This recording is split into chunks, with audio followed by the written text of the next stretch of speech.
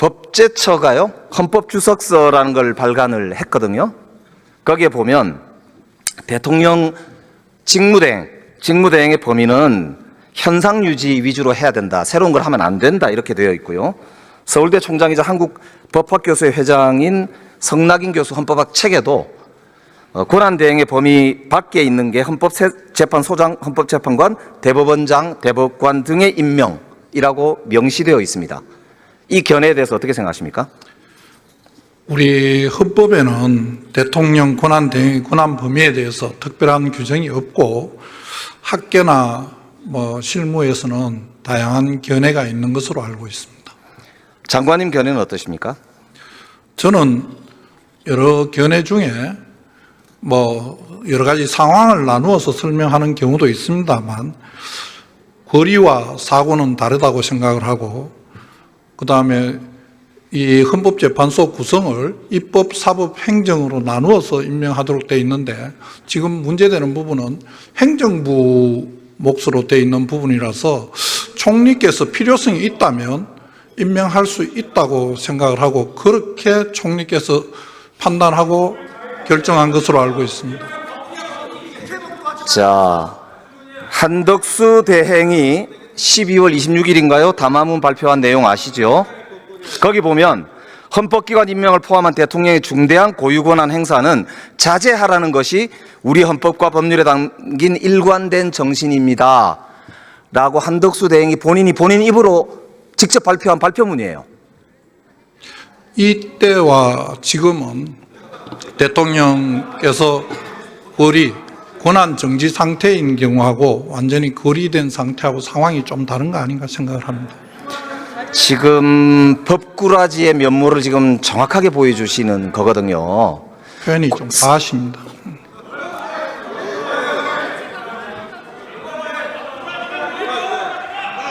지금 헌법기관의 임명과 하면은 헌법기관들이 하게 되어 있는 거고요.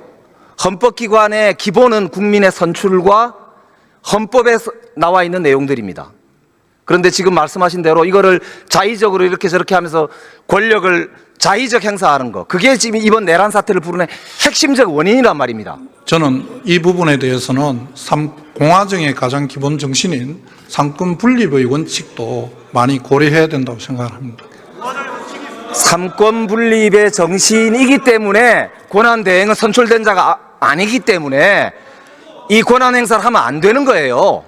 헌법기관의 구성의 원리는 국민으로부터 주권을 위임받은 대통령과 국회 같은 선출된 권력이 하는 거란 말입니다. 어떻게 권한대행이 그 선출된 권력의 권한을 행사한다 이 말입니까? 그거야말로 제2의 내란이다 이거죠. 명백히 위헌적 지금 행위를 하고 있는 겁니다. 법무부 장관이 이거는 지명을 철회하라고 보고를 하셔야 된다고 봐요. 그게 법무부 장관의 직무적 책임이란 말입니다. 그래서 지금 묻고 있는 거예요. 총리께서 여러 가지 다 고려를 하셨을 것이라고 생각하고 제가 말씀드린 바와 같은 그런 이유로 임명을 하신 게 아닌가 생각을 합니다. 이완규 처장하고 비상계엄 난 다음 날 안가회동 하셨죠? 만났습니다. 예. 거기서 무슨 말씀 하셨었어요? 여러 번 국정조사 과정과 저희들 상임위원회에서 이미 많은 말씀을 드렸습니다. 그럼 무슨 말씀 하셨어요?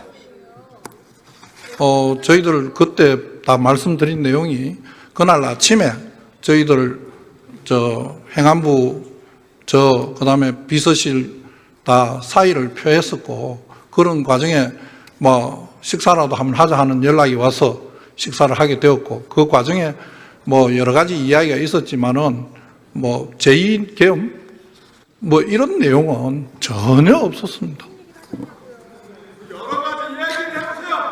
지금 장관께서 내란 공범 아니냐 이런 비판을 많이 받으시죠?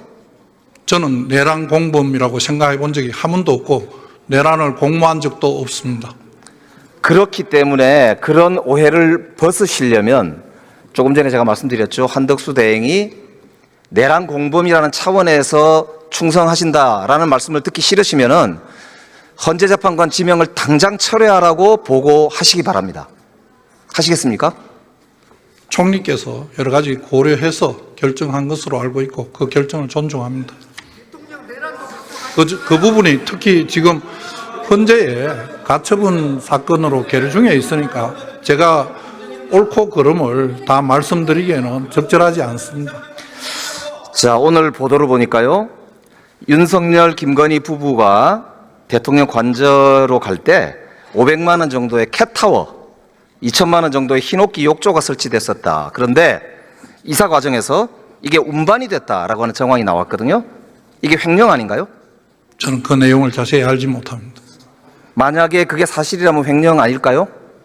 여러 가지로 좀 따져봐야 할 것 같습니다. 뭘 따지죠? 어떤 경위로 했는지 우선 사실관계를 제가 모르니까 대답을 드리기가 좀 어렵습니다. 자, 그러면 최근에 한 일주일 정도 사이에 관저 가신 적 있나요? 제가요? 네. 저는 직무정지를 당한 상태라서 어디로 가지를 못합니다. 대통령이 지금 그 파면 이후에 사적 만찬을 즐겼다고 나오잖아요. 모르겠다. 알지를 못합니다. 보도 안 보셨습니까? 저는 알지를 못합니다. 그게 만약에 예산으로 사용됐다면 횡령이지요? 그것도 뭐 가정을 전제로 말씀하시는 거라서 제가 대답 드리기에 적절하지 않습니다. 이게 유력 정치인의 부인이 사적으로 법인카드를 썼다고 해서 김혜경 씨의 경우에 검찰이 수사를 어마어마하게 했잖아요. 이거 수사해야 되겠죠? 내용을 확인해 봐야 될 것 같습니다. 이게 확인이 되면 수사하시겠죠? 검찰에서 수사 필요성이 있으면 제가 지금 당장 모르겠는 부분이 그런 내용이 검찰이 직접 수사권 범위에 들어가는지를 우선 정확하게 잘 모르겠습니다. 제가 확인해 보겠습니다. 확인하고 필요하면 말씀드리겠습니다. 확인하시겠다고 분명히 말씀하셨습니다. 그 내용을 사실관계를 확인해 보겠습니다. 우선. 그러니까 사실관계가 확인이 되면 수사가 필요하다는 거는 당연히 인정하실 거죠? 수사의 필요성은 사실관계가 우선 뭔지 의원님께서 말씀하신 내용은 지금 언론에 나온 걸 말씀하시는 거 아니겠습니까? 저는 언론 그 보도를 보지를 못했습니다. 그래서 우선 그 내용부터 확인해 보겠습니다. 우리 법무부 장관은 수사 지휘권이 있지 않습니까? 수사 지휘권은 구체적인 사건에 대해서 있습니다. 예. 그래서 예. 내란 우두머리 혐의로 지금 정말 우리 대한민국 역사를 정말 어떻게 표현해야 될까요? 박살을 낸 내란 우두머리 혐의를 받고 있는 분입니다. 이런 분이 이런 횡령을 하는데 법무부 장관이 그렇게 소극적으로 답변하셔야 되겠습니까? 사실 확인해 보겠습니다. 이런 사실 확인되면 바로 수사하시기 바랍니다. 확인하겠습니다.